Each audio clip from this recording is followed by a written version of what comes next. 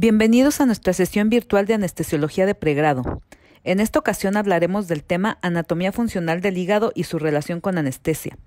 Mi nombre es Janaí Santiago López. Soy especialista en anestesiología con subespecialidad en neuroanestesia y alta especialidad en anestesia cardiovascular. Actualmente me encuentro adscrito al Departamento de Anestesiología del Hospital de Cardiología del Centro Médico Nacional Siglo XXI del Instituto Mexicano del Seguro Social en la Ciudad de México. Son tantas las funciones del hígado que en términos de complejidad biológica solo es superado por el cerebro. Desempeña un papel decisivo en la regulación de diversos procesos metabólicos, bioquímicos e inmunológicos, y su principal objetivo es el regular el suministro de sustancias a la circulación sistémica e intestinos, por lo que la interlección y evaluación de la función hepática y los detalles que involucran el manejo anestésico pueden mejorar el pronóstico posoperatorio de nuestros pacientes. El hígado es el órgano más pesado del cuerpo, con alrededor de 1.500 gramos en adultos. El ligamento falciforme lo separa en los lóbulos anatómicos derecho e izquierdo. El primero, de mayor tamaño, tiene dos lóbulos adicionales de menor tamaño en su superficie posterior-inferior, los lóbulos cuadrado y caudado. En contraste, la anatomía quirúrgica divide al hígado con base a su irrigación sanguínea. En consecuencia, los lóbulos quirúrgicos derecho e izquierdo están delimitados por el punto de bifurcación de la arteria hepática y la vena porta. Por lo tanto, el ligamento falciforme divide el lóbulo quirúrgico izquierdo en los segmentos medial y lateral. La anatomía quirúrgica define un total de 8 segmentos. El hígado está constituido por 50.000 a 100.000 unidades anatómicas menores llamadas lobulillos. Cada lobulillo se integra con placas de hepatocitos dispuestas en forma cilíndrica alrededor de una vena centrilobulillar. 4 a 5 tractos portales, compuestos por arteriolas hepáticas, vénulas portales, canículos biliares, linfáticos y nerviosos, rodean a cada lobulillo. En contraste con un lobulillo, un acino, la unidad funcional del hígado, se define por un tracto portal en las venas media y centrolobulillar, en la periferia. Las células más cercanas al tracto portal, que constituyen la zona 1, están bien oxigenadas, mientras que aquellas más próximas a las venas centrolobulillares, que constituyen la zona 3, reciben menor oxígeno y son más susceptibles a lesiones. La sangre de las arteriolas hepáticas y vénulas portales se entremezcla en los canales sinusoidales, que yacen entre las placas celulares y sirven como capilares. Estos canales están recubiertos por células endoteliales y macrófagos conocidos como células de Kupffer. Estas eliminan bacterias, endotoxinas, virus, proteínas y material particulado de la sangre. El espacio de Dissé se halla entre los capilares sinusoidales y los hepatocitos. El drenaje venoso de las venas centrales de los lobulillos hepáticos coalesce para formar las venas hepáticas, derecha, media e izquierda, que se vacían en la vena cava inferior. El lóbulo caudado está drenado por su propia serie de venas. Los canículos biliares surgen entre los hepatocitos dentro de cada placa y se unen para formar conductos biliares. También se integra un sistema extenso de canales linfáticos dentro de las placas y establece comunicación directa con el espacio de Dissé. El hígado está inervado por las fibras nerviosas simpáticas torácicas de T6 a T11. Las fibras parasimpáticas como el vago derecho e izquierdo y fibras del nervio frénico derecho. Algunas fibras autónomas forman una sinapsis primero en el plexo celíaco, en tanto que otras llegan al hígado directamente mediante los nervios esplácnicos y las ramas vagales antes de formar el plexo hepático. La mayor parte de las fibras aferentes sensitivas discurre con las fibras simpáticas. El flujo sanguíneo hepático normal es de 25 a 30% del gasto cardíaco y procede de la arteria hepática y la vena porta. La arteria hepática proporciona alrededor de 45 a 50% de los requerimientos de oxígeno del hígado y la vena porta suministra el 50 a 55% restante. El flujo arterial hepático parece depender de la demanda metabólica de oxígeno y está determinada por la autorregulación hepática, mientras que el flujo a través de la vena porta depende del flujo sanguíneo a las vías gastrointestinales y el vaso. Existe un mecanismo recíproco, si bien un tanto limitado, de tal modo de que la disminución en el flujo arterial hepático o venoso portal produce un incremento compensatorio del otro. La arteria hepática tiene receptores de vasoconstricción adrenérgicos alfa-1 y receptores vasodilatadores adrenérgicos beta-2, dopaminérgicos delta-1 y colinérgicos. La vena porta solo posee receptores adrenérgicos alfa-1 y dopaminérgicos D1. La activación simpática provoca vasoconstricción de la arteria hepática y vasos mesentéricos, que reduce el flujo sanguíneo hepático. La estimulación adrenérgica beta vasodilata la arteria hepática. Los bloqueadores beta reducen el flujo sanguíneo y por tanto disminuyen la presión portal. En condiciones normales, la presión de la vena porta es de solo de 7 a 10 milímetros de mercurio, pero la escasa resistencia de los sinusoides hepáticos hace posibles flujos relativamente abundantes de sangre a través de ese vaso. Por consiguiente, los pequeños cambios en el tono venoso hepático y la presión venosa hepática pueden generar grandes cambios en el volumen sanguíneo hepático, lo que permite que el hígado actúe como un reservorio sanguíneo. Un descenso en la presión venosa hepática, como ocurre durante la hemorragia, desvía la sangre de las venas hepáticas y los sinusoides hacia la circulación venosa central y aumenta el volumen de sangre circulante. La pérdida de sangre puede disminuirse durante la cirugía hepática al reducir la presión venosa central, con lo cual decrecen la presión venosa hepática y el volumen sanguíneo hepático. En pacientes con insuficiencia cardíaca congestiva, la elevación de la presión venosa central se transmite a las venas hepáticas y provoca congestión del hígado que puede afectar de forma adversa la función hepática. La abundancia de las vías enzimáticas en el hígado permite que desempeñe un papel clave en el metabolismo de carbohidratos, grasas, proteínas y otras sustancias. Los productos finales de la digestión de carbohidratos son glucosa, fructosa y galactosa. Con excepción de la gran cantidad de fructosa que el hígado transforma en lactosa, la conversión hepática de fructosa y galactosa en glucosa hace del metabolismo de la glucosa de la vía común final para la mayor parte de los carbohidratos.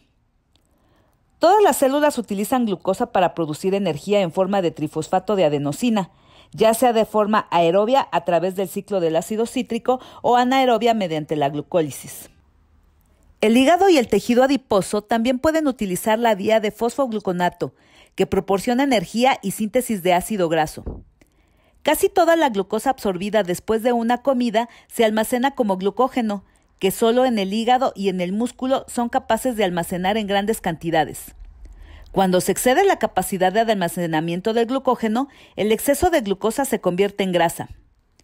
La insulina promueve la síntesis de glucógeno y la adrenalina y el glucagón favorecen la glucogenólisis. Debido a que el consumo de la glucosa es en promedio de 150 gramos por día y las reservas de glucógeno hepático son de tan solo unos 70 gramos por día, las reservas de glucógeno se agotan después de 24 horas de ayuno. Después de este periodo de ayuno, la gluconeogénesis, que es la síntesis de novo de la glucosa, es necesaria para proporcionar un suministro ininterrumpido de glucosa para otros órganos. El hígado y el riñón son singulares en su capacidad de formar glucosa a partir de lactato, piruvato, aminoácidos, en especial alanina y glicerol, derivado del metabolismo de la grasa. La gluconeogénesis hepática es vital en el mantenimiento de una concentración normal de glucosa sanguínea. Los glucocorticoides, catecolaminas, glucagón y hormonas tiroideas fomentan en gran medida la gluconeogénesis, mientras que la insulina la inhibe. Cuando las reservas de carbohidratos se saturan, el hígado convierte el exceso de carbohidratos y proteínas ingeridos en grasa. Los ácidos grasos así formados pueden usarse de inmediato para combustible o almacenamiento en el tejido adiposo o en el hígado para consumirse más adelante. Casi todas las células emplean ácidos grasos derivados de grasas ingeridas o sintetizados a partir de metabolitos intermedios de los carbohidratos y proteínas como una fuente de energía. Solo los eritrocitos y la médula renal están limitados a la utilización de glucosa. Las neuronas usan normalmente solo glucosa, pero después de unos cuantos días de inanición pueden transformarse en cuerpos cetónicos, los productos de la degradación de los ácidos grasos que se han sintetizado en el hígado como una fuente de energía. Para oxidar los ácidos grasos se convierten en acetilcoenzima A, que a continuación se oxida a través del ciclo del ácido cítrico para producir trifosfato de adenosina. El hígado es capaz de tasas elevadas de oxidación de ácido graso y puede formar ácido acetoacético, uno de los cuerpos cetónicos, a partir de un exceso de acetilcoenzima A. El acetoacetato liberado por los hepatocitos sirve como una fuente de energía alternativa para otros tipos celulares mediante reconversión de acetilcoenzima A. La insulina inhibe la producción de cuerpos cetónicos hepáticos. El hígado también emplea acetilcoenzima A para la producción de colesterol y fosfolípidos, lo cual es necesario en la síntesis de membranas celulares a través del cuerpo. El hígado tiene una función crítica en el metabolismo de las proteínas. Sin esta función casi siempre sobreviene la muerte en unos cuantos días. Los pasos incluidos en el metabolismo de las proteínas incluyen desaminación de aminoácidos, formación de urea para eliminación de amoníaco producido en la desaminación, interconversiones entre aminoácidos no esenciales y formación de proteínas plasmáticas. La desaminación es necesaria para la conversión del exceso de aminoácidos en carbohidratos y grasas. Los procesos enzimáticos más a menudo, transaminación, convierten a los aminoácidos en sus cetoácidos respectivos y producen amoníaco como un producto secundario. El amoníaco que se forma por desaminación, así como el producido por bacterias colónicas y absorbido a través del intestino, es muy tóxico para los tejidos. A través de una serie de pasos enzimáticos, el hígado combina 2 moléculas de amoníaco con dióxido de carbono para formar urea. La urea formada se difunde con rapidez fuera del hígado y puede después excretarse por los riñones. Casi todas las proteínas plasmáticas, con la notoria excepción de las inmunoglobulinas, se forman en el hígado e incluyen albúmina, antitripsina alfa 1 y otras proteasas, elastasas y los factores de coagulación. La albúmina se encarga de mantener una presión oncótica normal y es la principal proteína de unión y transporte para ácidos grasos y un gran número de hormonas y fármacos. En consecuencia, los cambios en la concentración de albúmina pueden afectar las concentraciones de la fracción farmacológicamente activa no unida de muchos fármacos. Todos los factores de la coagulación, con la excepción del factor 8 y el de von Willebrand, se elaboran en el hígado. Las células endoteliales vasculares sintetizan el factor 8 y sus concentraciones se mantienen en consecuencia en la enfermedad hepática crónica. La vitamina K es un factor necesario en la síntesis de protrombina y factores 7, 9 y 10. El hígado también produce colinesterasa plasmática o pseudocolinesterasa, una enzima que hidroliza ésteres, incluidos en algunos anestésicos locales y relajantes neuromusculares. Otras importantes proteínas formadas por el hígado incluyen inhibidores de la proteasa, como la antitrombina 3, antiplasmina alfa 2, antitripsina alfa 1, proteínas de transporte como la transferrina, hepatoglobulina y ceruloplasmina, complemento, glucoproteína ácida alfa 1, proteína C reactiva y amiloide sérico A. Muchas sustancias exógenas, incluida casi la totalidad de los fármacos, pasan por biotransformación hepática y los productos finales de estas reacciones suelen inactivarse o convertirse en sustancias más hidrosolubles que pueden excretarse con facilidad en la bilis o la orina. Las biotransformaciones hepáticas se clasifican a menudo en 2 tipos de reacciones. Las reacciones de fase 1 modifican los grupos químicos reactivos a través de las oxidasas de función mixta o de la síntesis de enzima del citocromo P450, lo que provoca oxidación, reducción, desaminación, sulfoxidación, desalquilación o metilación. Los barbitúricos y las benzodiazepinas se inactivan por reacciones de fase 1. Las reacciones de fase 2, que pueden o no seguir una reacción de fase 1, implica conjugación de la sustancia con glucurónido, sulfato, taurino o glicina. El compuesto conjugado puede a continuación eliminarse con facilidad en la orina o la bilis. Algunas sustancias como el etanol, barbitúricos, ketamina y tal vez las benzodiazepinas pueden inducir algunos sistemas enzimáticos como las del citocromo P450. Esto puede dar lugar a una mayor tolerancia al efecto de los fármacos. A la inversa, algunos fármacos como cimetidina y clorafenicol pueden prolongar los efectos de otros fármacos e inhibir a estas enzimas. Algunos compuestos, entre ellos la lidocaína, morfina, verapamilo, labetalol y propanolol, tienen tasas muy elevadas de extracción hepática de la circulación y su metabolismo depende, por tanto, de la tasa del flujo sanguíneo hepático. Como resultado, una disminución de su depuración metabólica refleja casi siempre una disminución del flujo sanguíneo hepático más que una disfunción hepatocelular. El hígado desempeña una función principal en el metabolismo de las hormonas, vitaminas y minerales. Es un sitio importante para la conversión de tiroxina T4 en triiodotironina T3 más activa y la degradación de la hormona tiroidea es esencialmente hepática. El hígado es también un sitio principal de degradación de insulina, hormonas esteroideas como estrógenos, aldosterona y cortisol, glucagón y hormona antidiurética. Los hepatocitos son los principales sitios de almacenamiento para las vitaminas A, B12, E, D y K. Por último, la producción hepática de transferrina y hepatoglobulina es importante porque estas proteínas participan en la homeostasis del hierro, en tanto que la ceruloplasmina es vital en la regulación del cobre. La bilis realiza una función esencial en la absorción de la grasa y excreción de la bilirrubina, colesterol y muchos fármacos. Los hepatocitos secretan de forma continua sales biliares, colesterol, fosfolípidos, bilirrubina conjugada y otras sustancias en los canalículos biliares. Los conductos biliares de los lobulillos hepáticos se unen y al final forman los conductos hepáticos derecho e izquierdo. A su vez, estos se combinan para formar el conducto hepático, que junto con el conducto cístico de la vesícula biliar se convierten en el colédoco. La vesícula biliar sirve como reservorio para la bilis. Los ácidos biliares formados por los hepatocitos a partir del colesterol son esenciales para emulsificar a los componentes insolubles de la bilis y facilitar la absorción intestinal de los lípidos. Los defectos en la formación o secreción de sales biliares interfieren con la absorción de grasas y vitaminas liposolubles como la vitamina A, D, E y K.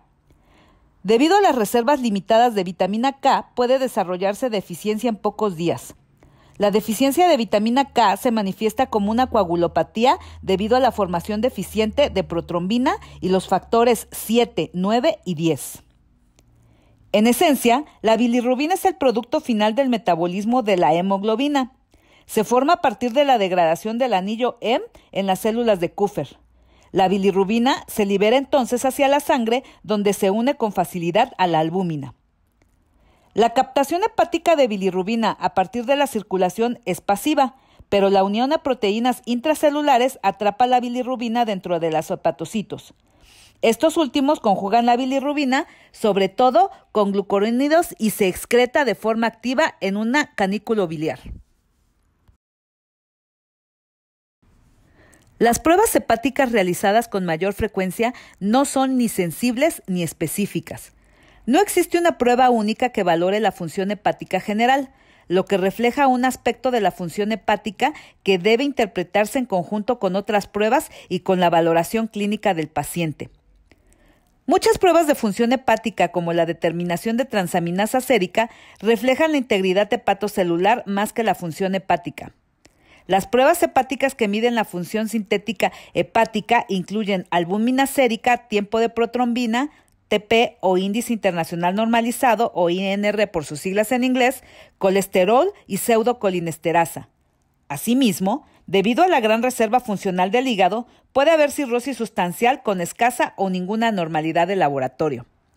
Las alteraciones hepáticas pueden con frecuencia dividirse en trastornos parenquimatosos u obstructivos con base a las pruebas de laboratorio. Los segundos afectan en especial la excreción biliar de las sustancias, en tanto que los primeros provocan disfunción hepatocelular generalizada. La concentración total normal de bilirrubina, compuesta de formas conjugada o directa, hidrosolubles y no conjugada o indirecta, liposolubles, es menor de 1.5 miligramos por decilitro o bien menor a 25 micromoles por litro y refleja el equilibrio entre la producción y la excreción de bilirrubina. La ictericia es casi siempre evidente en clínica cuando la bilirrubina total supera los 3 miligramos por decilitro. Una hiperbilirrubinemia predominantemente conjugada mayor al 50% se relaciona con un aumento de urobilinógeno urinario y puede indicar disfunción hepatocelular, colestasis intrahepática congénita o síndrome de Dubin-Johnson o de Rotor, o adquirida u obstrucción biliar extrahepática. La hiperbilirrubinemia, que es sobre todo no conjugada, puede presentarse con hemólisis o defectos congénitos como el síndrome del Gilbert o el de Crigler-Najjar, o adquiridos en la conjugación de bilirrubina. La bilirrubina no conjugada es neurotóxica y las concentraciones elevadas pueden producir encefalopatía. Las aminotransferasas séricas o transaminasas son enzimas que se liberan en la circulación como resultado de la lesión o muerte hepatocelular. Por lo general, se miden dos aminotransferasas, la aspartato aminotransferasa o AST, también conocida como transaminasa glutámico-oxalacética sérica, y la alanina aminotransferasa o ALT, también denominada transferasa glutámico-pirúvica sérica. La fosfatasa alcalina se produce en el hígado, hueso, intestino delgado, riñones y placenta y se excreta en la bilis. Por lo general, la actividad normal de la fosfatasa alcalina sérica es de 25 a 85 unidades internacionales por litro. Los niños y los adolescentes tienen concentraciones mucho más elevadas, lo que se refleja un crecimiento activo. La mayor parte de la enzima circulante se deriva casi siempre del hueso. Sin embargo, con la obstrucción biliar se sintetiza y se libera más fosfatasa alcalina hepática hacia la circulación. Las concentraciones normales de albúmina sérica son de 3.5 a 5.5 gramos por decilitro, debido a que su vida media es de unas 2 a 3 semanas. Las concentraciones de albúmina pueden ser normal en un principio con la enfermedad hepática aguda. Los valores de albúmina menores a 2.5 gramos por decilitro son indicativos de enfermedad hepática crónica, estrés agudo o desnutrición grave. Las mayores pérdidas de albúmina en orina o síndrome nefrótico o las vías gastrointestinales como enteropatía perdedora de proteínas también pueden causar hipoalbuminemia. Por lo regular, las elevaciones significativas de las concentraciones sanguíneas de amoníaco reflejan la alteración de la síntesis de urea hepática. Las concentraciones normales de amoníaco en sangre entera son de 47 a 65 milimoles por litro, o sea, de 80 a 110 miligramos por decilitro. Las elevaciones notorias señalan un daño hepatocelular grave y pueden ocasionar encefalopatía. El tiempo de protrombina, que varía de 11 a 14 segundos según sea el valor de control, mide la actividad del fibrinógeno, protrombina y factores 5, 7 y 10. Y la vida media relativamente breve del factor 7, que es de 4 a 6 horas, hace que el tiempo de protrombina sea útil para valorar la función sintética hepática de los pacientes con enfermedad hepática aguda o crónica. Las prolongaciones del tiempo de protrombina mayores de 3 a 4 segundos respecto al valor control se consideran significativas y corresponden a un índice nacional normalizado de mayor a 1.5. Debido a que solo el 20 a 30% de la actividad del factor normal es necesaria para una coagulación normal, la prolongación del tiempo de protrombina suele reflejar enfermedad hepática grave o deficiencia de vitamina K.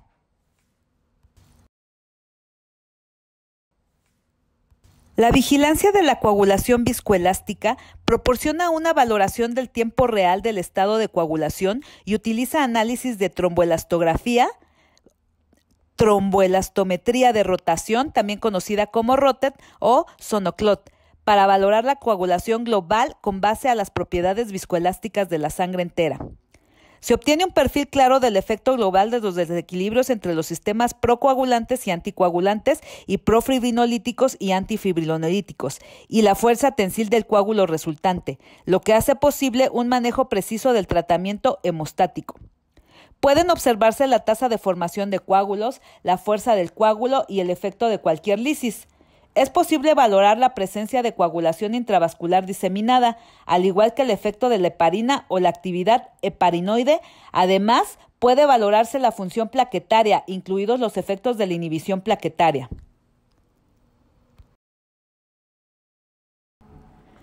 El flujo sanguíneo hepático decrece durante la anestesia regional y general, y a ello contribuyen múltiples factores, entre ellos los efectos directos e indirectos de los fármacos anestésicos, el tipo de ventilación empleada y el tipo de cirugía practicada. La disminución del gasto cardíaco reduce el flujo sanguíneo hepático a través de la activación simpática refleja, que causa vasoconstricción tanto de la vasculatura esplácnica arterial como de la venosa. Los efectos hemodinámicos de la ventilación también pueden tener un efecto significativo sobre el flujo sanguíneo hepático. La ventilación con presión positiva controlada con presiones medias de la vía aérea elevadas reduce el retorno venoso al corazón y el gasto cardíaco. Ambos mecanismos pueden comprometer el flujo sanguíneo hepático.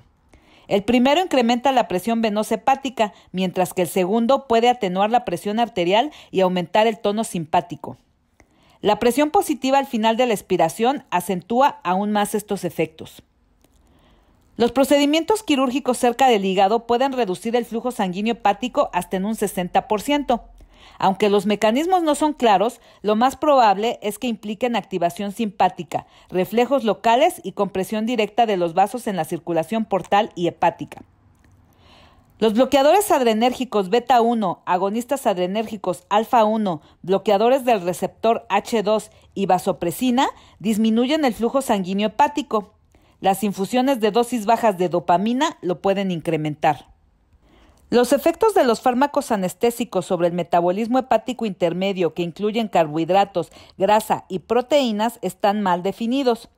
Por lo general, se observa una respuesta al estrés endocrino secundaria, a ayuno y a traumatismo quirúrgico. La respuesta de estrés neuroendocrino a la cirugía y el traumatismo se caracterizan por concentraciones circulantes elevadas de catecolaminas, glucagón y cortisol, y da lugar a la movilización de las reservas de carbohidratos y proteínas, lo que causa hiperglucemia y equilibrio nitrogenado negativo por el catabolismo. La respuesta de estrés neuroendocrino puede verse al menos parcialmente embotada por la anestesia regional, anestesia general profunda, bloqueo farmacológico o ambos del sistema simpático. La anestesia regional es la que posee el efecto más benéfico sobre el catabolismo. Todos los opioides pueden causar espasmo del esfínter de Oddi y elevar la presión biliar. Naloxona y glucagón pueden aliviar el espasmo inducido por los opioides. Los procedimientos en la proximidad con el hígado generan a menudo elevaciones discretas de las concentraciones de deshidrogenasa láctica y transaminasas, cualesquiera que sea la técnica o el fármaco anestésico empleado. Cuando los resultados de las pruebas de función hepática están elevados en el posoperatorio, las causas habituales son enfermedad hepática subyacente o el procedimiento quirúrgico mismo. Las anormalidades persisten en las pruebas hepáticas pueden ser indicativas de hepatitis viral, casi siempre relacionadas con la transfusión, sepsis, reacciones farmacológicas idiosincráticas o complicaciones quirúrgicas. Es posible que la ictericia posoperatoria como resultado de diversos factores, pero la causa más frecuente es la producción excesiva de bilirrubina debido a la reabsorción de un hematoma grande o degradación eritrocítica después de la transfusión. De cualquier modo, hay que considerar todas las causas posibles. El diagnóstico correcto requiere una revisión cuidadosa de la función hepática preoperatoria y sucesos intraoperatorios y posoperatorios como transfusiones, hipotensión sostenida, hipoxemia, así como exposición a fármacos.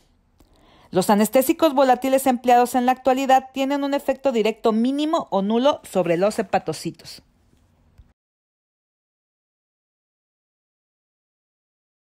Muchas gracias por su atención.